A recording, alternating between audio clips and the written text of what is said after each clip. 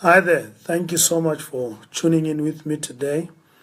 It is great once again to have this leadership engagement. Today I want to pick up on character. I believe that we need to make sure that don't compromise our character. Look here, it takes time to build your personal character. Character building is a lifelong process. You don't build it overnight, it really takes time. And once you have built your character and knowing that it takes time, it takes hard of work, self-discipline, consistency, then you need to make sure that you put in place things that can help you, that you don't compromise your character. And today I want to speak to you about personal values and boundaries. Personal values or boundaries, it depends how you pronounce the word value. I say values, personal values and boundaries. That's what I want to pick up on today. And you see, values are what you hold high. You know, values are things that defines you as a person, what you stand for. Actually, ultimately, a value or values defines your culture as a leader.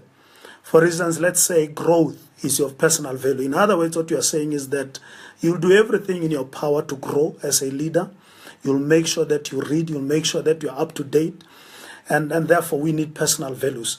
The second thing that we need is boundaries, in order for us not to compromise our characters. You see, boundaries tells you how far can you go, what you want and what you can't do. You know, value speaks of limitations. You know, as leaders, we need to know that we have limitations. We can't do anything anytime you want to do it. You can't do things any way you want to do them. You know, you need to have limitations as your leader. You need to know how far can you go as a leader. You know, for instance, let's make an example. For instance, personally, when I talk to someone's spouse, I always make sure that the things that I say to the spouse are the things that I can say in the presence of the other spouse. And those are my boundaries. You know, those are my checks.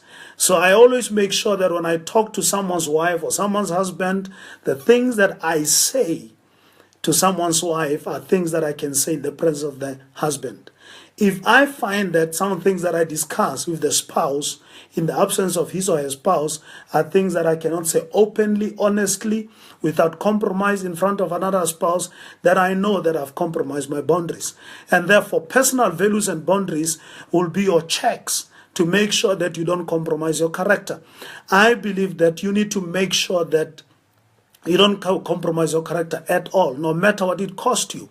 And you need values, you need characters, you need values, you need boundaries to make sure that you don't compromise your character. And I want to encourage you leaders today, what are your values? If you're to define your values from 1 to 5 or 6, it doesn't matter how many are they. But you need to define your values. You know, what is it that defines you? What is it that you stand for? What is your culture as a leader? You know, and also define your boundaries.